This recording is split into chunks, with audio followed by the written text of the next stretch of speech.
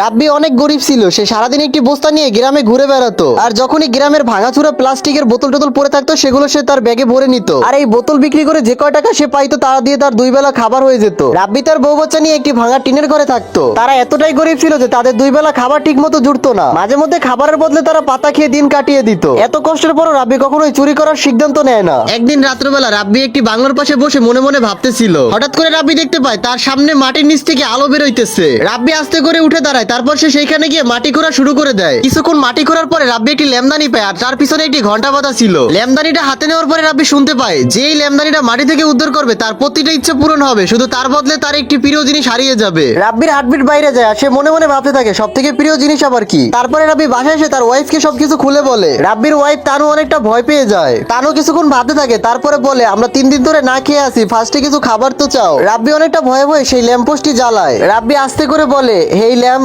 আমাদের কিছু খাবার দিয়ে দাও। হঠাৎ করে তাদের ঘর ভর্তি খাবারে ভরে যায়। তাদের সংসারে সব প্রয়োজনীয় জিনিস পেয়ে যায়, সাথে রুটিও ভরে ভরে পেয়ে যায়। কিন্তু ওই দিন রাত্রবেলা রাব্বি দেখতে পায় তার বাচ্চা ঘরের একটি কোনায় বসে আছে। কিন্তু রাব্বির বাচ্চা রাব্বিকে আর তার স্ত্রী তানুকে চিনতে পারে না। তানু অনেকটা কান্নাকাটি করতে থাকে। অন্যদিকে রাব্বির মনটা ভেঙে যায়, কিন্তু তাদের ঘর ভর্তি খাবার ছিল। রাব্বি মনে মনে ভাবতে থাকে বাচ্চার পরে চিকিৎসা করাবো না। তারপরে রাব্বি মনে মনে ভাবলো এই ল্যাম্পটাকে আরো একবার ব্যবহার করি। এইবার রাব্বি ল্যাম্পের কাছে চাইলো, হে ল্যাম্প, আমাকে একটি দোতলা বাড়ি দাও আর আমাকে একটি দোকান দিয়ে দাও। চোখের পলকেই তার ভাঙা বাড়িটি ভেঙে সেখানে একটি দোতলা বাড়ি হয়ে যায়, আর সেই বাড়িটির সামনে বরাবর একটি দোকানও হয়ে যায়। রাব্বি মনে অনেক খুশি নিয়ে তার বউয়ের কাছে দৌড়ে যাইতেছিল। তখন রাব্বি দেখতে পায় তার ওয়াইফ মূর্তি হয়ে গেছে। রাব্বি অনেকটা কান্নাকাটি শুরু করে দেয়, কারণ এই দুনিয়াতে তার ওয়াইফ ছাড়া তার আপন বলতে কেউই ছিল না। তখন সেই ল্যাম্প থেকে আওয়াজ আসে, তোমাকে আগে থেকে এই জিনিসটা ভেবে নেওয়া উচিত ছিল। তোমাকে বলেই দেওয়া হয়েছিল যে তুমি এটা থেকে তোমার প্রত্যেকটা ইচ্ছা পূরণ করতে পারবা, তবে তোমার একটি প্রিয় জিনিস হারাতে হবে। তখন রাব্বি দৌড়ে গিয়ে তার ওয়াইফকে জড়িয়ে ধরে, আর সে কান্নাকাটি করা শুরু করে দেয়। তার আগে বন্ধুরা, অনেক কষ্ট করে ভিডিও বানাই, তোমরা ভিডিওতে একটা লাইক দিয়ে চ্যানেলটাকে সাবস্ক্রাইব করে দাও। লাইক সাবস্ক্রাইব করলে তো তোমাদের হাতে ব্যথা হবে না, উল্টা আমার ভিডিও বানানোর আগ্রহটা আরো দ্বিগুণ বেড়ে যাবে। রাব্বি কান্না করতে করতে বলে, আমার এমন জীবন দরকার নেই, আমার বউ বাচ্চা আমাকে ফিরিয়ে দাও। আমরা ক্ষুধার্ত থাকলেও আমাদের জীবনটা অনেক সুন্দর ছিল। হঠাৎ করে সেই ল্যাম্প থেকে অনেক জোরে একটি আলো বেরিয়ে আসলো। যখন আলোটি সরে গেল তখন রাব্বি দেখতে পায় তার সেই বড় বাড়ি এবং ঘরের ভিতরে খাবার এবং তার দোকান সবকিছুই গায়েব হয়ে যায়। আর তার চোখের সামনে তার বাচ্চা খেলতেছিল,